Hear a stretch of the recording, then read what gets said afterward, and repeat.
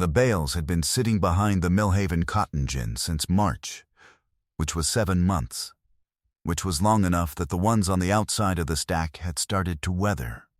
They were not bales of cotton in any useful sense.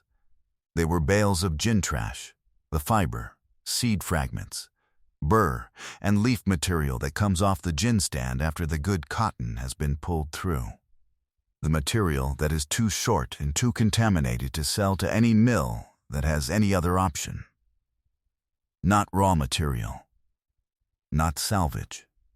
Just a disposal problem with a tarp over it. Millhaven Gin had produced about 700 of them before it closed in the spring, and the family that owned the property had done nothing with the bales because there was nothing obvious to do. The county extension agent had suggested burning. The property manager had suggested a composting contract. The older men who gathered at the Chevron on Highway 72 had suggested that whoever got stuck dealing with them had their sympathy. Nobody had suggested that a 17-year-old boy named Eli Marsh would look at 700 bales of gin trash and see anything except 700 bales of gin trash. They laughed when Eli Marsh offered to haul them off. They stopped laughing about 3 years later, when the waiting list for his roving hit 4 months. Stories like this don't get told much anymore. If you grew up around people who worked with their hands and didn't say much about it, hit subscribe. We're going to keep telling them as long as you keep watching. Colbert County, Alabama sits in the northwest corner of the state along the Tennessee River, and it is cotton country the way it has been cotton country since before anyone currently living can remember. The gins process it in the fall, and the mills used to spin it, and the county used to employ a considerable number of people doing both of those things. And then, over the course of about 30 years, the mills stopped employing those people, and then the mills themselves stopped, one by one, in the way that things stop when the economics have been pointing in one direction for long enough. Millhaven was not the first gin in the county to close, and probably would not be the last. It closed in March of the year Eli Marsh was a junior at Colbert Heights High School, where he was unremarkable in most respects, and had a reputation among the teachers who thought about such things for asking questions that took longer to answer than the class period allowed. His father ran a small equipment repair operation out of a building behind the house on Mill Road, and Eli had been working alongside him since he was old enough to hold a wrench without dropping it. His mother worked at the county extension office. Neither of them had a particular connection to the textile industry. What Eli had, starting around age 14, was an interest in fiber arts that he had developed from an online community of hand spinners and textile artists that he had found while looking for something entirely different. And then, not left. He knew what roving was. He knew what a spindle was. He knew, from 2 years of reading forum posts and watching instructional videos posted by women in Vermont and Oregon and the United Kingdom, what hand spinners looked for in a fiber preparation and what they would pay for it, and why the commercially available options were often not what they wanted.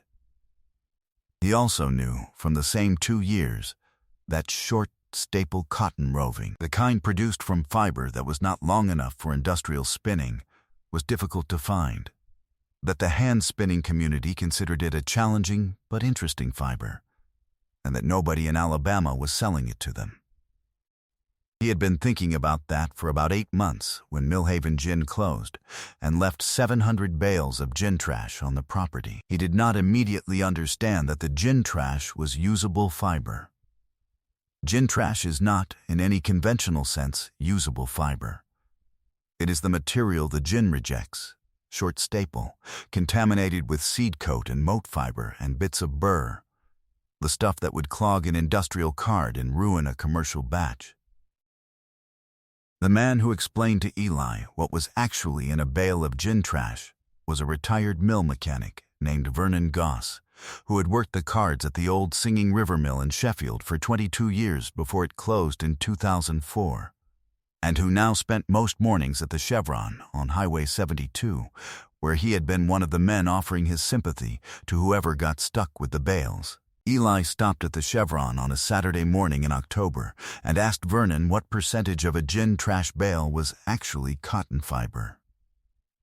Vernon looked at him for a moment. He said it depended on the gin and the season and how tight they were running the stands, but that a typical gin trash bale was somewhere between 20 and 45% cotton fiber by weight, with the rest being seed coat, moat, burr, and leaf. Eli asked if the fiber could be separated from the contaminants. Vernon said yes, with a picker and a card, though the yield would be low and the staple length would be short. Eli asked what short meant in practical terms.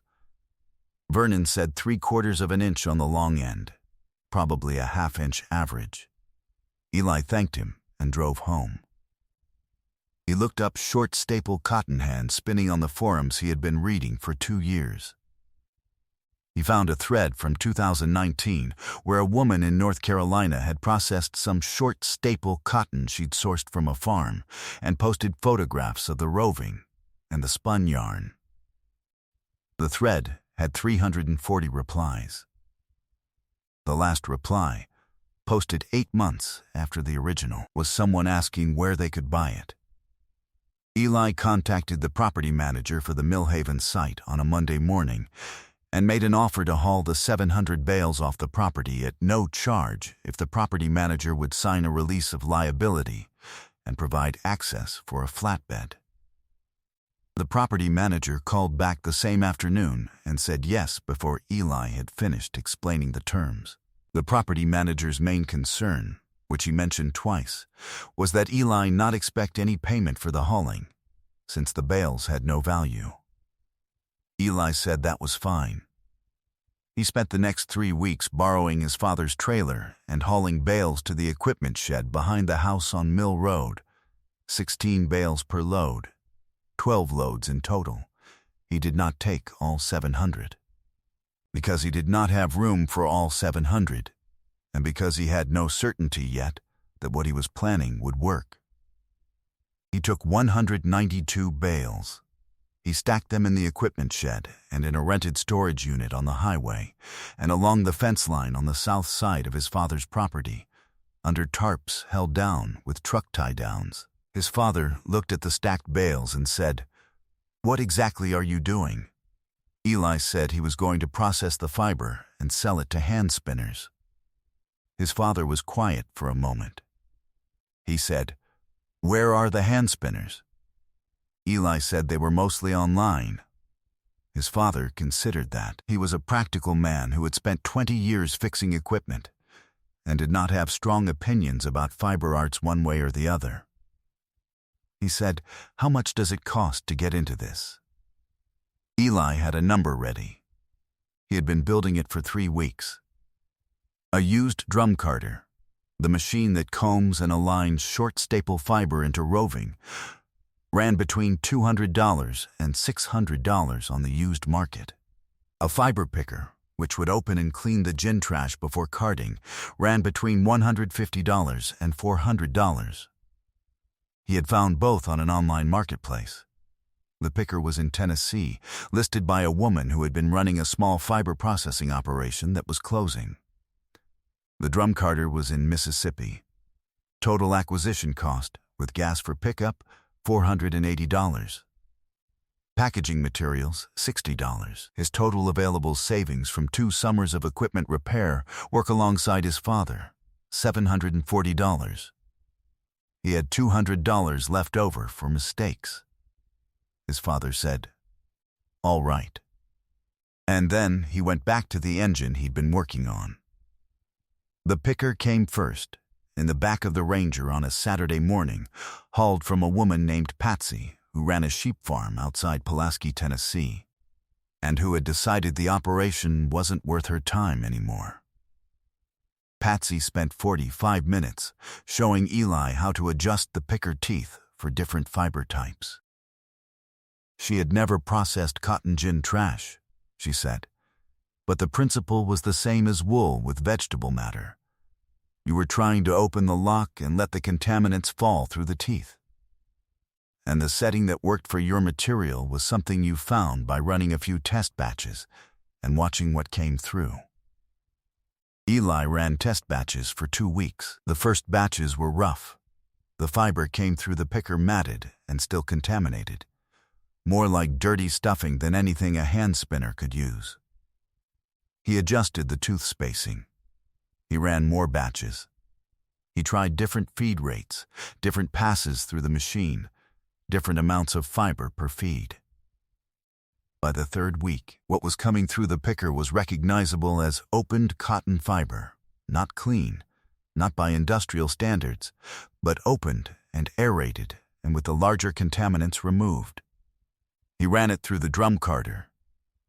What came off the carder was a bat, a thin sheet of aligned fiber that he rolled by hand into a roving tube. He looked at it for a while. It was not pretty. It was short staple cotton in a muted natural color, somewhere between cream and gray, and it had visible seed coat specks still present, which hand spinners called noil, and which some of them considered a defect and others considered a feature. He photographed it on a piece of black cloth. He posted the photograph to the hand spinning forum with a subject line, "Short staple cotton roving from Alabama gin trash. Does this interest anyone?" By the time he came home from school the next afternoon, the thread had 78 replies. He read through them carefully. About a third were from people asking where they could buy it. About a third were from people with technical questions about the staple length and the noil content and how it drafted. About a third were from people explaining in varying degrees of detail why they didn't think it would work for their purposes. Eli answered the technical questions first, with the specifics Vernon Goss had given him. He told the people who wanted to buy it that he was still in the testing phase and would post when he had product available. He thanked the skeptics and made notes of their concerns. Lorene Cutts lived directly across Mill Road from the Marsh property, in a house she had owned since 1987. And she had worked at the Singing River Mill for 19 years before her knees gave out and she retired on what she described as not quite enough. She had watched Eli hauling bales with the trailer through October and had not asked what he was doing, because she had a policy, developed over many years, of not asking neighbors about things that were none of her business. When the picker started running in the equipment shed, a machine she recognized by its sound, having worked near enough to an industrial version of one for the better part of a decade, she walked to the fence line. She asked Eli what he was processing. He told her. She looked at the equipment shed for a moment. She said gin trash was not cotton in any sense the mill would recognize. He said he knew. He said he wasn't selling to mills. She asked who he was selling to. He told her about the hand-spinning forums. He told her about the 78 replies. Lorene was quiet for a moment. She had worked in textiles for 19 years, and she had never heard anyone describe a market for gin trash. She said, "And they'll pay for it." He told her the price he was thinking about. She said, "Per ounce?" He said, "Yes." She did the conversion in her head, from ounces to pounds, from pounds to the bale weights she had been working around for 19 years. She looked at the tarp bales along the fence line. She did not say anything else for a minute. Then she said, "You're going to need a faster card." She was right. The drum carder Eli had bought in Mississippi was a hand-cranked unit designed for hobby use, and it was producing roughly 4 ounces of roving per hour at full effort. At that rate, processing enough fiber to meet the demand from the forum thread would take approximately the rest of his life. He had already known this. He had been looking at motorized drum carters, commercial units, used, ranging from $800 to $2,400, and trying to figure out if the margin on the roving he hadn't sold yet could justify a piece of equipment he hadn't bought yet. Lorene came back the following Saturday with a man named Dwayne, who had worked maintenance at the Singing River Mill. and who still had, in his garage in Cherokee, a small motorized drum carter that had been used in a demonstration fiber lab at the mill and had been taken home when the mill closed by a supervisor who had since died, and whose widow had given it to Dwayne in lieu of a debt of some kind that Dwayne did not elaborate on. Dwayne said he had no use for it, and Eli could have it for $200 if he could come get it. Eli drove to Cherokee on Sunday. The carter was a fancy kitty 72-inch drum, which was not industrial equipment but was substantially more capable than what he had. With Dwayne's help, he loaded it into the Ranger in pieces and reassembled it in the equipment shed on Sunday afternoon. He ran his first full production batch that evening. The output was approximately 24 ounces of roving per hour, 6 times his previous rate. He packaged the first 16 ounces in a craft paper sleeve with a label he had printed at home. Millhaven Gin Trash Roving, Colbert County, Alabama. Short staple cotton, natural color. He priced it at $3. 20 per ounce. He posted it to his forum account that night and sent a message to the 12 people who had specifically asked about purchasing. He sold out in 4 hours. He looked at the tarped bales along the south fence for a long time that night, standing in the dark with his phone in his hand, reading through the messages from people who had missed the listing. He thought about the 192 bales he had taken. He thought about the 508 bales still behind the Millhaven property. He sent the property manager a message at 11 o'clock asking whether the remaining bales were still available. The property manager replied at 7 the next morning. Yes. Still there. Still yours if you want them. The waiting list for Millhaven Gin Trash Roving opened in the spring of Eli's senior year. It hit 4 months by the following fall. He was 18 by then, applying to colleges with agricultural and fiber programs, and running production 3 evenings a week and most of Saturday in the equipment shed his father had cleared out for him completely, which his father had done without being asked and without making a point of it. Lorene Cutts came by most Saturdays to look at the operation. She did not have a formal role, not an investor, not an advisor in any official sense. Just a woman who had spent 19 years reading fiber on a production floor and could not watch a card run unevenly without saying so. She would watch the carter run and point out, occasionally, that a feed rate was off or the fiber was going in unevenly, and Eli would adjust and she would nod and go back to watching.